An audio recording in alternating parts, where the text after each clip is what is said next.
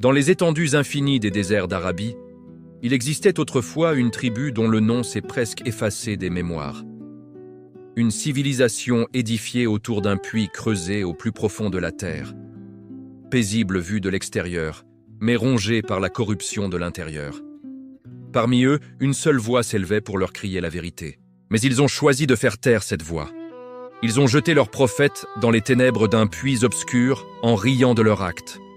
C'était un défi lancé à Allah, et leur fin serait terrible.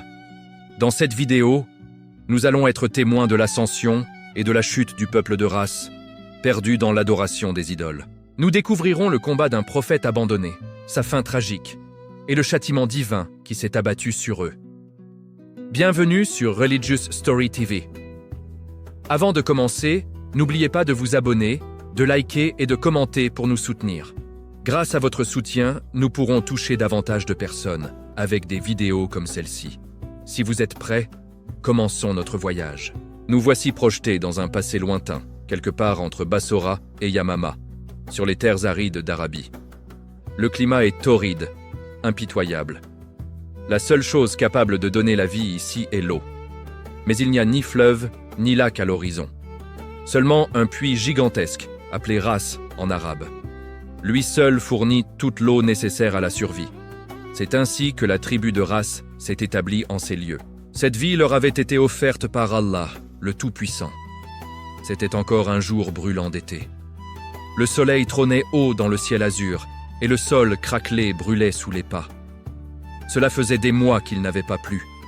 Les vallées verdoyantes de Ras s'étaient transformées en un désert aride et impitoyable. Au centre du village, les habitants se préparaient pour une cérémonie.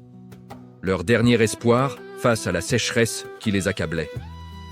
Au milieu de la place publique se dressaient de nombreuses idoles alignées côte à côte. Ce matin-là, elles avaient été recouvertes d'étoffes brillantes, comme si elles étaient des rois. Aujourd'hui, le peuple allait offrir des présents à ces statues, implorant la pluie tant attendue. Des cercles de feu entouraient la place centrale. Des tambours en cuir résonnaient avec des rythmes assourdissants. Des moutons et des chèvres attendaient sous un arbre, prêts à être sacrifiés.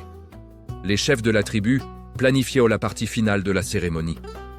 Ils avaient désespérément besoin d'eau. Le puits commençait à se tarir et la panique s'installait dans les cœurs. Durant ces jours sombres, il y avait un prophète qui parlait contre l'adoration des idoles.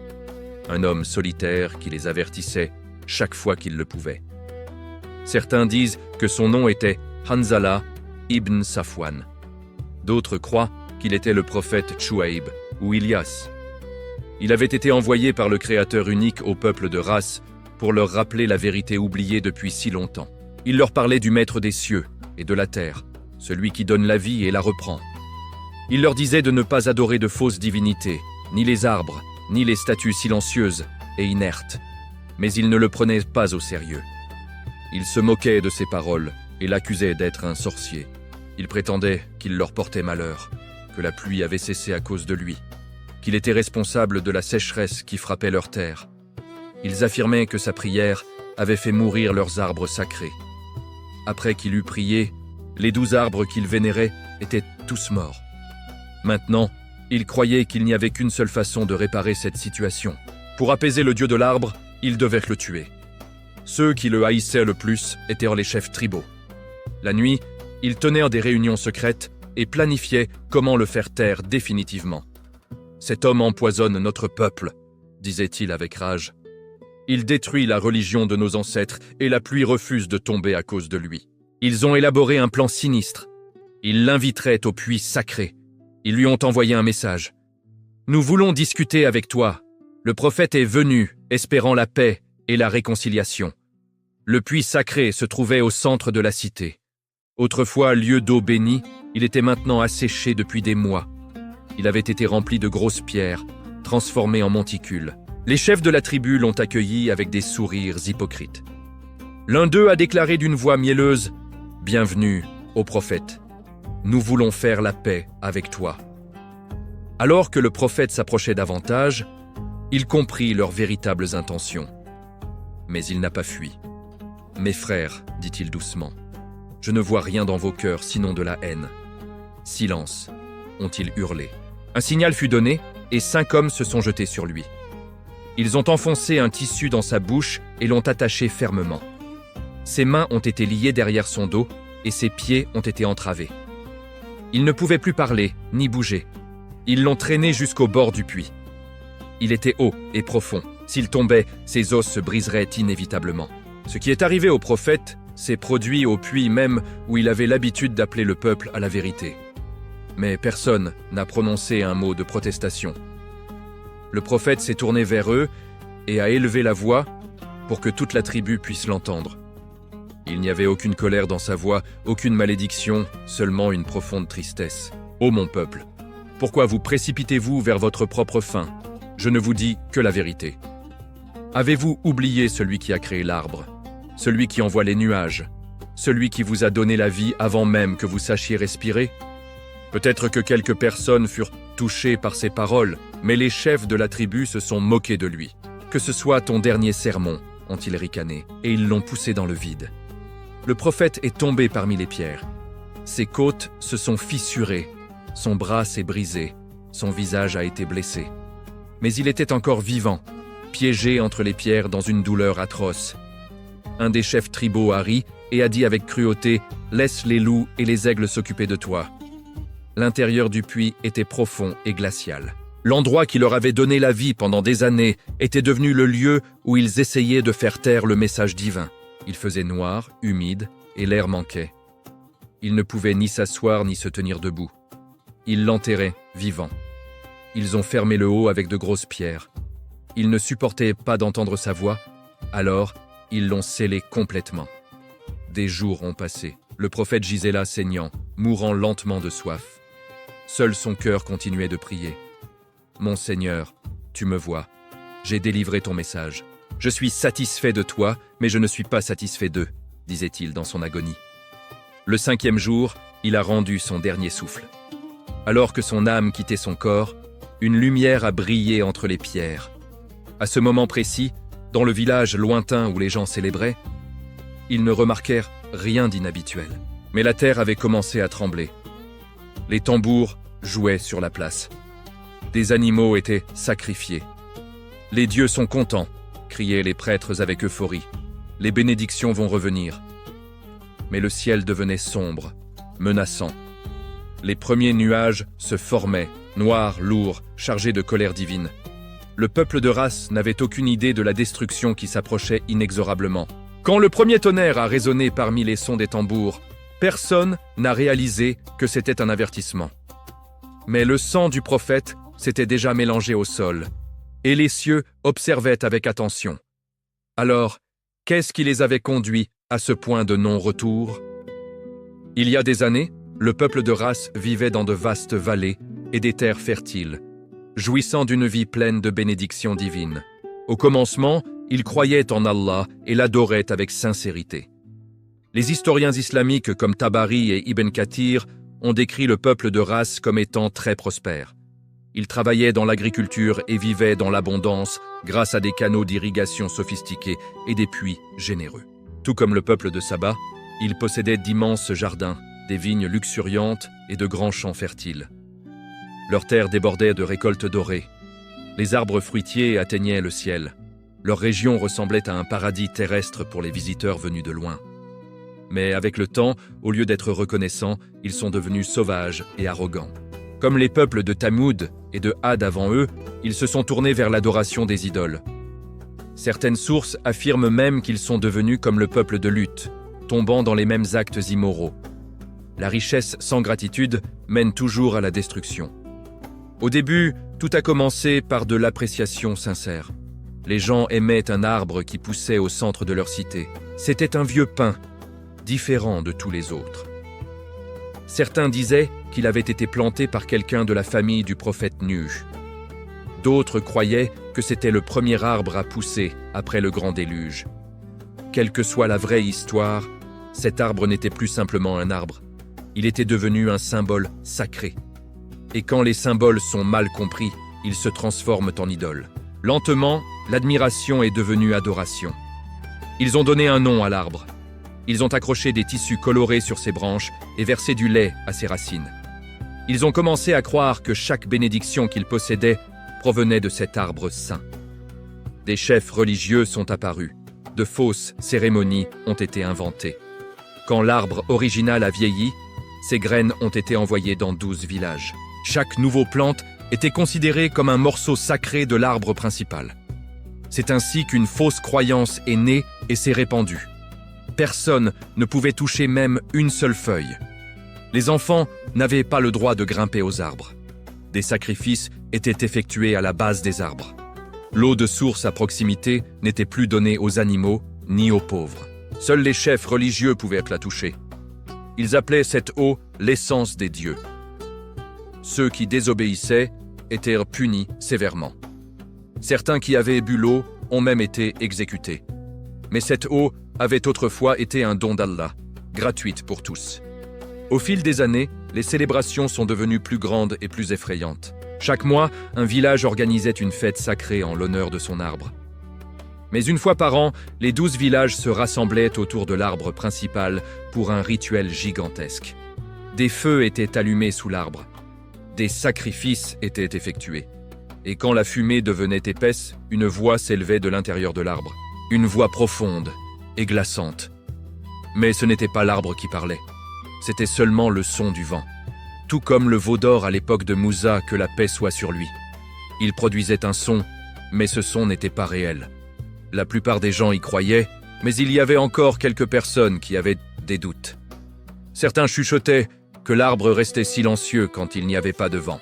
D'autres se souvenaient que les prières devaient être élevées vers le ciel, pas vers des morceaux de bois. Mais quiconque questionnait était réduit au silence. Les prêtres contrôlaient tout. Ils n'étaient plus des guides spirituels. Ils étaient devenus des dirigeants tyranniques. Ils savaient bien que l'arbre n'avait aucun pouvoir, mais tant que les gens croyaient, le pouvoir restait entre leurs mains. Puis vint le jour où tout allait commencer à s'effondrer. Allah envoya un prophète, quelqu'un qui ne croyait pas en l'arbre et qui avait été choisi pour guider même ceux qui le faisaient encore. C'était un homme solitaire, humble. L'amour brillait dans ses yeux et la vérité était sur sa langue. Il a dit « N'adorez pas les arbres, adorez celui qui les a créés. » Et à ce moment-là, le mensonge qui avait duré des siècles a commencé à vaciller. La vérité était revenue à Ras. Et maintenant, ni les arbres, ni les idoles n'étaient en sécurité sur cette terre d'idolâtrie. Cet homme n'avait pas d'armée, pas de trône, pas de richesse, seulement la vérité de son message et le devoir de le transmettre. On dit que ce messager envoyé au peuple de Ras était Hanzala ibn Safwan. Il n'était pas étranger à la douleur et à la souffrance. Quand Allah lui a ordonné de prêcher, il n'a pas hésité, même s'il savait que cette nation était loin de la vérité depuis longtemps. Il a voyagé de village en village. Il portait des vêtements simples. Il parlait non pas avec fierté, mais avec un amour profond pour son peuple. Au début, ils se sont moqués de lui. « Tu insultes nos dieux », disait-il. « Ne vois-tu pas comment nos arbres nous nourrissent? Nos eaux coulent grâce à leur bénédiction. Es-tu fou? Ou es-tu possédé par un djinn ?» Mais il n'a pas abandonné. Il se tenait sous les arbres que les gens adoraient, levait les mains vers le ciel et disait « Oh Allah, guide ces gens !» Ils ont été trompés. Ils ne savent pas ce qu'ils font. Il les rappelait au seul vrai créateur, celui qui a créé les cieux et la terre, les arbres, l'eau et le sol sous leurs pieds. Il leur rappelait qu'un jour viendrait où chaque âme serait tenue responsable. Et ce jour-là, aucun arbre, aucune pierre, aucune cérémonie ne pourrait les sauver du jugement divin. Au début, quelques personnes ont commencé à l'écouter en secret. Principalement les pauvres, les faibles et les jeunes ont commencé à croire en lui. Mais les prêtres observaient tout. Ils savaient que cet homme représentait une menace pour leur pouvoir et leurs privilèges. Alors ils ont élaboré un plan machiavélique. Ils ont commencé à répandre des mensonges, affirmant qu'il était un sorcier, qu'il était venu pour maudire leurs arbres, pour assécher leurs fontaines, pour ruiner leurs festivals. Mais malgré toutes les calomnies, il ne recula pas d'un seul pas. Puis le jour de la grande confrontation arriva, et cela changerait à jamais le destin du peuple de Ras. Avant d'arriver à ce grand jour, découvrons brièvement qui étaient les gens de Ras d'un point de vue historique. Le peuple de Ras accordait une grande valeur à l'art et à l'architecture, mais la plupart de leur art servait leurs croyances idolâtres. Ils croyaient que les arbres et les pierres étaient sacrés. Ils ont donc construit d'immenses temples et hôtels. Certains historiens pensent qu'ils auraient pu avoir une culture architecturale similaire à celle du peuple de Thamoud, une nation connue pour sculpter des maisons dans la roche. De même, le peuple de Ras a probablement construit des maisons en pierre autour de leur puits d'eau. On dit aussi qu'ils créaient des idoles de leurs propres mains et leur offraient des sacrifices. Le plus grand défi auquel le prophète qui leur a été envoyé a été confronté était de lutter contre cette idolâtrie enracinée. Mais le peuple de Ras s'accrochait fermement aux croyances de leurs ancêtres et rejetait les avertissements du prophète.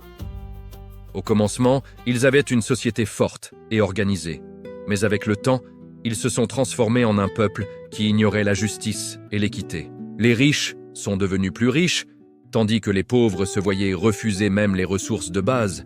Ils ont oublié la vraie source de leur bénédiction, Allah, et sont devenus l'une des nations qui ont franchi toutes les limites dans l'arrogance.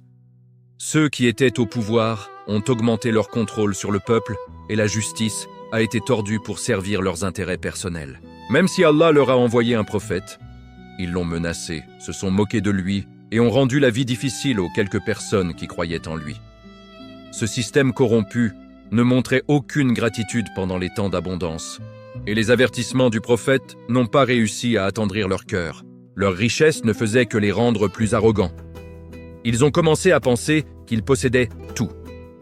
À ce stade, un cycle familier a commencé. Un cycle observé dans de nombreuses nations détruites auparavant. Abondance, arrogance, corruption, oppression, avertissement, rébellion, destruction. Et puis le jour est arrivé. Le prophète s'est rendu au centre de la ville où ils adoraient l'arbre sacré. Pendant que tous les autres se prosternaient, il se tenait debout devant l'arbre vénéré. Ce même arbre antique autour duquel des générations avaient joué, pleuré et prié. Il avait l'air vieux et imposant. Avec une voix qui portait à travers toute la vallée, il s'est écrié « Ô mon Seigneur, cet arbre est faux. Ces gens en ont fait un Dieu à part toi. Qu'ils se dessèchent. Montre-leur ta puissance. Peur. » Silence. Les prêtres se sont moqués de lui avec dédain. Mais les gens étaient inquiets au fond d'eux-mêmes. Et le lendemain matin, l'arbre était mort. Ses feuilles étaient devenues noires.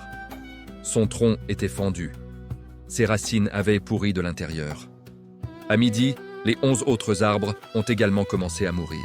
La peur s'est propagée comme un feu de forêt. Était-ce une malédiction? Était-ce de la magie? Ou pire encore, et s'il disait la vérité depuis le début? Des mois ont passé. Le peuple de Ras a essayé de vivre comme si rien ne s'était passé. Mais les choses n'étaient plus les mêmes qu'avant. Le premier mois, les récoltes ont échoué. Les épis de blé étaient à moitié vides. L'orge était petite et amère. C'est juste une mauvaise saison, disaient les prêtres avec assurance. L'année prochaine sera meilleure. Le deuxième mois, les arbres fruitiers ont perdu leurs feuilles prématurément. Les pommiers et les poiriers ont commencé à se dessécher avant leur temps. Les vignes sont devenues sombres. Les raisins ont pourri avant de pouvoir mûrir. Ce n'est que temporaire, insistait-il. Les esprits des arbres se reposent. Le troisième mois, les potagers sont morts complètement. Les oignons ont pourri dans le sol. Les carottes se sont desséchées avant de pousser. Les femmes n'avaient rien à apporter au marché. Les gens ont commencé à se coucher affamés. Puis vint le quatrième mois, et les animaux ont commencé à mourir. Les moutons tombaient malades sans raison apparente. Leur lait cessait de couler. Leur laine commençait à tomber. Les vaches donnaient du lait amer et imbuvable. Les poules cessaient de pondre des œufs. Même les chiens peinaient à trouver de la nourriture. Les gens couraient vers les prêtres en état de panique. « Que devons-nous faire ?» suppliaient-ils. Les prêtres demandaient plus de sacrifices, plus d'animaux, plus de rituels, plus de fumée, mais rien ne changeait. Certains ont commencé à chuchoter. Et si cet homme avait raison depuis le début? Mais la plupart refusaient encore de croire. Ils disaient que c'était la malédiction du prophète, mais la vérité était tout autre. C'était l'avertissement miséricordieux d'Allah. Ils avaient encore une chance de se repentir et de revenir vers lui. Mais leur fierté ne leur permettait pas de le faire. Au 5e mois, même les fontaines ont commencé à se tarir. Cette eau autrefois sainte coulait maintenant boueuse et sale. Certaines fontaines se sont complètement arrêtées de couler. Les gens devaient voyager loin juste pour obtenir de l'eau potable. Au 6e mois, Personne ne pouvait plus le nier. Ce n'était pas juste de la malchance, c'était une punition divine. C'était une épreuve. Une foule plus grande que la vallée n'en avait vu depuis des années s'était rassemblée. Les 12 villages étaient là. Les mêmes personnes qui venaient autrefois célébrer les festivals sacrés de la vie. Mais cette fois, l'ambiance était plus sombre, plus désespérée. Les arbres mouraient, les fontaines s'étaient asséchées. Le ciel était resté sombre pendant des jours. C'était comme si l'air lui-même retenait son souffle. Les prêtres se tenaient sur leur plateforme, leurs visages couverts de cendres, leurs voix faibles et tremblantes. Ils ne craignaient plus leurs faux dieux. Ils craignaient de perdre leur pouvoir et leur influence. Un silence précédant la tempête. Ils avaient prié à nouveau, mais la sécheresse n'avait toujours pas pris fin. Cette nuit-là, le grand prêtre et les chefs tribaux ont tenu une réunion secrète. D'autres anciens les ont rejoints dans le temple, cachés dans l'obscurité. À la lumière des chandelles, leurs visages semblaient sinistres. « Les choses deviennent incontrôlables », a déclaré l'un des dirigeants d'une voix dure. « Les gens commencent à douter de nous. Chaque jour, quelqu'un se souvient des paroles de ce prophète. Si nous n'agissons pas rapidement, nous perdrons tout contrôle sur eux. Ils se sont mis d'accord sur un plan terrible. Si nous le faisons disparaître et le jetons dans un puits, tout cela prendra fin. » Le plan était clair et cruel. Inviter le prophète au centre de la ville, puis l'emmener au puits et le jeter dedans. Préparez le puits à l'avance, dit l'un d'eux avec un sourire froid. Remplissez-le de pierres, cette fois pas de chances à prendre. Le lendemain, les hommes ont invité le prophète au centre de la ville. Il sentait la suspicion dans l'air, mais a accepté l'invitation et s'est mis en route. Quand il est arrivé, quelques chefs tribaux l'ont accueilli avec de faux sourires hypocrites. « Bienvenue », ont-ils dit. « Nous voulons faire la paix avec toi. Les gens veulent t'entendre. Viens parler devant ce puits. Peut-être pourrons-nous parvenir à un accord. » Le messager a senti leurs véritables intentions. Mais il n'a pas couru pour fuir. « Ô mes frères, dit-il avec douceur, je ne vois rien dans vos cœurs sinon de la haine. Mais je ne vous hais pas. Si les gens veulent vraiment écouter, alors je viendrai. » Les dirigeants ont échangé des regards satisfaits. Le plan fonctionnait parfaitement. Le puits central avait été préparé à l'avance, son intérieur rempli de grosses pierres tranchantes, son sommet transformé en monticule. Quiconque y serait poussé heurterait les rochers et se briserait les os. Quand le prophète est arrivé et s'est approché du puits, il a réalisé avec certitude que c'était un piège. Parce qu'il n'y avait pas de grande foule qui attendait, juste des gens dispersés au loin. À ce moment-là, l'un des dirigeants a donné le signal fatidique. Ces hommes ont encerclé le prophète de tous côtés. Il n'a pas résisté face à la force. Des dizaines d'entre eux se sont jetés sur lui violemment. Ils ont attaché ses bras fermement avec une corde épaisse, lié ses jambes ensemble et enfoncé un tissu épais dans sa bouche pour qu'il ne puisse pas crier. « Tu ne parleras plus jamais », se sont-ils moqués avec cruauté. Puis, ils ont commencé à le traîner sur le sol dur, le tirant par la tête et les pieds sur le chemin de pierre. Des rochers tranchants ont coupé son visage. Ses vêtements ont été déchirés et son corps s'est couvert de sang. Mais ses yeux regardaient toujours vers le ciel. Son cœur priait en silence, confiant en son Seigneur. Une petite foule avait commencé à se rassembler, observant la scène avec choc et horreur. Certains pleuraient en silence. D'autres détournèrent le visage, incapables de regarder. Mais personne n'avait le courage de l'arrêter ou de protester. Quand ils ont atteint le puits, ils ont tiré le prophète jusqu'au sommet du tas de pierres. En dessous, le gouffre était profond et rempli de rochers acérés.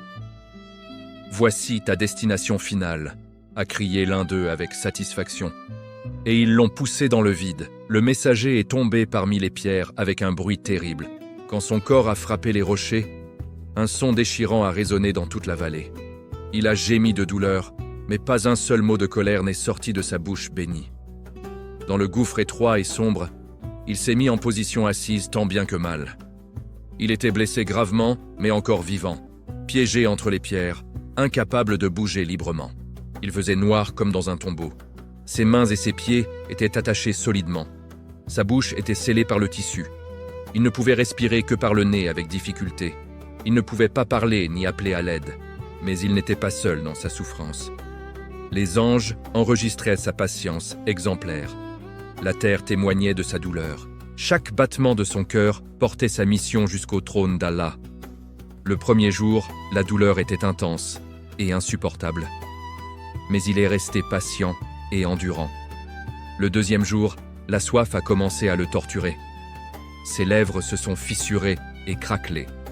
Mais il n'a jamais cessé de se souvenir d'Allah. Le troisième jour, ses blessures ont commencé à s'infecter dangereusement. Sa fièvre a augmenté, mais il a continué à prier malgré tout. Le quatrième jour, la faim est devenue insupportable.